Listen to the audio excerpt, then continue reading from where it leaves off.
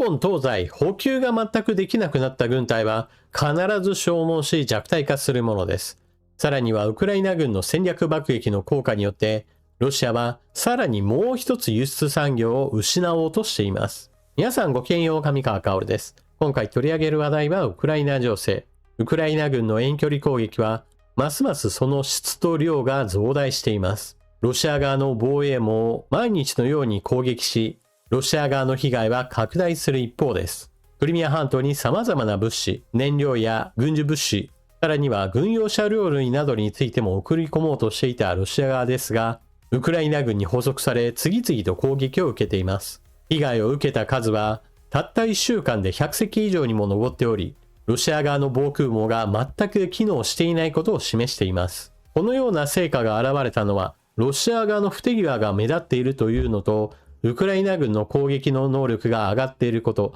その双方の噛み合った結果です。まずロシア側の失敗から解説しておきます。クリミア半島に対する物流網としては、半島北側の道路や鉄道からの燃料や物資の輸送ルートがあります。ただし、クリミア半島の北側、自治体などが広がっている地域が接点としてあり、それらの地域においては道路や橋がある程度限られています。そのためウクライナ軍にとっては非常に攻撃しやすく、北側からの搬入ルートはかなり妨害を受けています。一方で南側においては、クリミア半島内における鉄道網に対する攻撃が何度となく繰り返し行われており、鉄道を使った大量輸送といったものも困難な状況に陥りつつあります。トラックを使っての輸送というのは、確かに台数を大量に用意すればある程度賄うことはできるのですが、クリミア半島の南側から入って北側まで全部の地域において物資を行き渡らせるにはあまりにも人手が足りません。そこで大量に物資を輸送する手段として船が注目されたわけです。ロシア側は大量の船を調達し、燃料や軍用車両類、さらに不足している食料類などについても運び込もうとしていました。ただしここには大きな問題があります。それは一度に多くの船を一斉に送り出したがために、受け入れの港が全くさばききれない状況に陥りました。港の近くにおいては、沖合で停泊し順番待ちの船が大量に発生したのです。このような異常事態に対してウクライナ軍が連続的な攻撃を行いました。なお、ロシア側はこうした船を全く守らなかったのかといえば、そういったわけではありません。クリミア半島には S400 をはじめとしたロシア軍側の対空兵器も配備されています。しかしこれもまたウクライナ軍の餌食となりました。そもそもここにはロシア軍側のもう一つの失敗があります。それはウクライナ軍の索敵能力をあまりにも過小評価したのです。ずっと同じ場所に配置していれば、それは衛星写真に捉えられ、どこにいるか完全にピンポイントで割り出すことができます。にもかかわらずロシア軍の防空陣地は同じ位置でずっと固まっていたものですから、ウクライナ軍の攻撃を招き、ロシア軍側の対空兵器 S400 やトールは撃破されたとのことです。つまり、ウクライナ軍の攻撃を防ぐ能力そのものが大幅に減退したのです。さらにもう一つの失敗が、輸送船をほとんど使い捨て気分で調達したことです。ロシア軍の黒海艦隊は未だにロシア本国のクラスノダール港に引きこもっており、一切出てきていません。今回の輸送作戦にこれらの軍艦が出てきて、防空戦闘をしていれば、かなりの被害は防げたかもしれません。ただしここでも、ロシア側の価値観といったものが邪魔しました。それは、輸送艦を守るために軍艦を危険な場所に置くわけにはいかないという、いびつな構造です。今まさにクリミア半島で燃料危機が発生し、電気や水道も止まっているような状態ですから、さっさと物資を補給しなければ大変なことになるわけですが、そういったことすらも後回しにして自分たちの軍艦を守ろうとしてしまったのです。ですから対空兵器がやられた後、貨物船は守ってくれるものがなくなってしまいました。さらにはロシア軍の戦闘機すらも迎撃には出てこなかったようだと言われています。ウクライナ軍のドローンは決して戦闘機を撃墜できるような能力はありません。にもかかわらず戦闘機が出てこなかったのは、彼らロシア側のあまりにも稚拙な作戦計画のせいでしょう。おそらく物資を送り出す部署と空軍との間における連携が全くできていなかったのです。またウクライナ軍の攻撃はそうした状況下において石油の輸送船だけではなく物資の輸送船、さらにはそれらの大型船を港に誘導するためのタグボート、そういったありとあらゆる船に対する攻撃を行い、ロシア側の物資補給を大きく阻害しています。こうすることによって何が起きているか。クリミア半島においては、電気が止まったままだというような地域、ひどいところでは1週間連続で停電状態が続いています。水道についても同様の期間水が止まっているところもあり、事態は非常に深刻です。さらには燃料販売についても、まだまだ規制が強化されており、欲しい時にガソリンが給油できるような状態ではありません。さらに量が少なくなり、多くの人たちが買いたいと望んでいるような状態ですから、ガソリン価格はどんどんと値上がりが続いています。これは場所によって異なるのですが、一番高い地域ではすでにガソリン1リットル800円を超えたというようなところも出ています。これは全ての場所でそうだというような話ではありません。実際他の地域においては1リットル400円、500円といった地域もあり、決して全ての地域において800円台や1000円台に到達しているわけではありません。ただし、ロシアは産油国です。自分の国で原油が出てそれを生成して燃料を作るようなことができた国において、ガソリン1リットルが500円以上、場所によっては1000円以上、闇の販売価格は1000円以上になっているなんていうことは、まさに産油国としての破綻状態を示しています。なお、こうしたウクライナ軍の質量ともに増大している遠距離攻撃作戦ですが、さらに集中運用などが強化されるかもしれません。それは、これまでは様々な部隊によって独自展開していた作戦が、ようやく全ての作戦を取りまとめるような総合司令部の創設がなされたのです。無人システム部隊司令部 USF というような略称がついていますが、自動翻訳においてはちょっと米軍と間違えるような翻訳などもまだまだ出てくるようなほどに勘違いされやすいような略称となっています。この言葉自体については覚える必要は全くありません。とにかく大事なのは、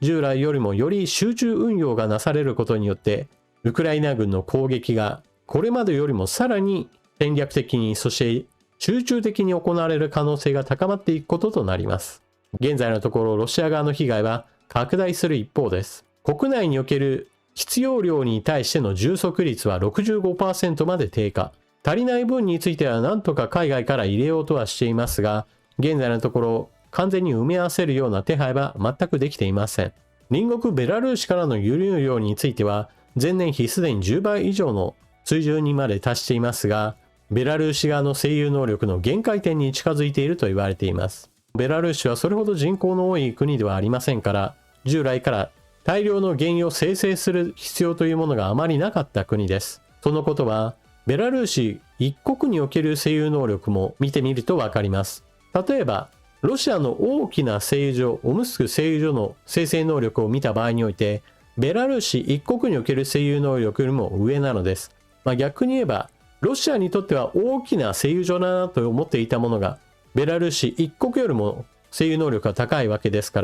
ら、そんな状態でベラルーシからの輸入量を増やしたからといって、全て代替するということは全く不可能なわけです。さらには、インドに対して安く買い叩かれた原油を燃料にして買い戻すというような話も、基本的には安く売って高く売りつけられるという構造ですから、ロシアにとっては収入の減少につながる話です。さらに、前線における死傷者の増大というものは、どんどんとロシア国内においてある人々を海外へと脱出する機運が高まっています。それは、金持ちたちの脱出傾向が強まっているというのです。このことは、ロシア国内の富裕層が一体どこで何をしているかについて報道がなされています。それは海外不動産の購入が大幅に増加していると報じられているのです。ロシア側との関係上において非常に脱出しやすい国として、ジョージアやキプロス、UAE といった国々の名前が挙がっています。多くの国民にとって影響が出るのは、これからどんどんと食料価格が上昇していくという問題です。燃料危機というのは何も自分が車に乗って移動するだけの話ではありません。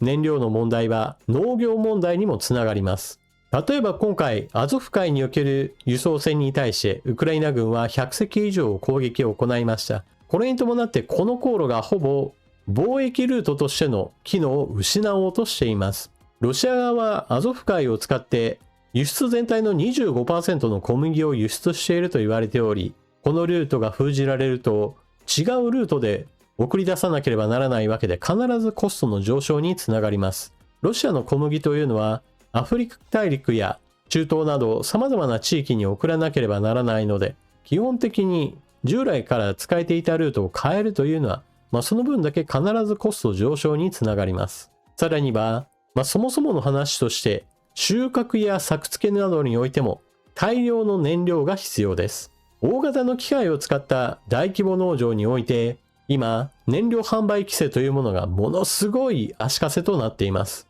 一般の自動車の場合と違って、大型の農業機械というのはものすごい大量の燃料が必要です。しかし、そうした燃料というものをそもそも入手することが困難になっています。1日あたりの販売量が、例えば農業機械であっても300リットル入れれるところに100リットルしか入れれない。つまり3分の1しか動かせないとなれば、その分だけ収穫や作付けなどにおいて、従来の半分以下にまで作業が低下してしまうのです。しかも、収穫に最も適した時期や作付けに最も適した時期というのは、先延ばしというものがなかなかできるものではありません。さあ、実ったぞ。さあ、今すぐ全てを収穫しなければならないとなった時に燃料がありませんともなれば、当然のように時期を逃せばそのまま腐らせてしまうこととなります。さらには燃料価格も 20%、30%、40% とものすごい勢いで値上がりしていますから、収穫物によっては、そもそも収穫すれば赤字がどんどんと増えてしまう。だからそもそも収穫をしないという農家すら現れ始めています。この話というのは、収穫量が大幅に減少しますね。それの影響として、まず第一に輸出することが困難になる。次にロシア国内への供給量が減ってしまうという2つの問題を生み出します。大規模農家における海外輸出ができなくなるというのは、多くの国民にとってはあんまり気にしないことかもしれませんが、次の段階として国内需要を満たせるかどうかはわからないという話はもっと深刻です。農産物についての輸出入に関してロシアに対して何か制裁がかけられているわけではありませんが、だからといって今まで輸出を大量にしていたロシアが今度は輸入しなければならないとなれば、価格は凄まじい勢いで上昇してしまうこととなります。すでにロシア国内においては燃料価格の高騰と人件費の高騰、この2つだけでもすでに一般成果物の20から 30% の値上げといったものが日常的に発生しており、多くの人々の暮らしそのものに大きな打撃を与えています。しかしこれが始まりに過ぎず、さらにもっともっと値上がりするかもしれないというのですから、先々非常に政治的な影響も広がるでしょう。そして先日お伝えしたアメリカの手のひら返しについて、アメリカの議会とトランプ政権との間でロシアに対する圧力強化の話が出ています。これが地獄の制裁とちょっと強烈なネーミングをした制裁関税の話が出ているのです。ロシア産の石油、天然ガス、ウラン、この3つのエネルギー資源について、ロシアから大量に輸入している国などに対して、アメリカが制裁 500% を課す権利というものを大統領に付与するという話がまとまったというのです。この話というのは何も今すぐに全部の国々に対して行うというような話ではなく、トランプ大統領の一声によってある国の関税がいきなり上がってしまうという、ものすごい武器を与えることとなります。ロシアから大量に石油や天然ガスを購入している国といえば中国やもしくはインドの名前が挙がりますが、トランプ大統領が使うかといえばおそらくは脅しの材料にはしても実際に使うことはないだろうとは思います。しかしロシア周辺における中小国に対しての圧力としては十分な外交力を持ちかねないような権限となっています。トランプ大統領はこれまではロシアびいきの外交政策を続けてきましたが、議会においては共和党であろうとも民主党であろうとも基本的には反ロシアですから、こうした制裁案というものは支持を集めやすかったのです。あとはトランプ大統領の考え方次第という面があります。というわけで今回の動画のまとめ。ウクライナ軍の戦略爆撃は非常に良好に推移しています。さらにウクライナ国内における作戦統合といったものを進められており、各種ドローンの生産開発が軌道に乗っているだけではなく、その運用面においてもさらに洗練される可能性が高まっています。一方においてロシア側は攻撃偏重の報いを受ける形でウクライナ軍側の攻撃に圧倒され続けています。アゾフ海においてわずか1週間において100隻以上の船舶が攻撃を受け、それを防げなかったというのは、ロシア軍側の防御体制が明らかに今弱体化していることを示しています。ウクライナ軍のまずは防空兵器を叩く。次に戦略目標を叩く。それによって影響が拡大すればさらに追い打ちをかける。集中攻撃を続ける。この非常に理にかなったサイクルが回り続ける限りは、ロシア側はかなり苦しむこととなるでしょう。ただ、苦しむからといってすぐにそれで戦争が終わるというわけではありません。北朝鮮の例を見てもわかりますが、たとえ国民が飢えて亡くなっていたとしても、独裁者は治安当局や軍を掌握している限りは、国民に対する弾圧をしてでも政権を維持してしまうことができることがあります。だからこそ、ウクライナ軍は、たとえそのような政権が続いたとしても、そもそもロシア軍の軍事力が低下し、ウクライナに対する侵略能力そのものを削減するということを目標としています。その先には当然じわじわとした押し返しといったものも発生することでしょう。時間はかかりますが、まずはロシア軍を支えているロシアの国力そのものを削ぎ落としていく。今のところウクライナ軍の戦略は順調に推移しています。というわけで今回の動画はここまで。最後までご視聴いただきありがとうございました。チャンネル登録していない方はぜひともこの機会にチャンネル登録よろしくお願いします。そして動画を見終わったら評価ボタンのクリックと、あなたの感想コメント、また他の方にも推薦してくれると嬉しいです。それでは次の動画でまたお目にかかりましょう。またね。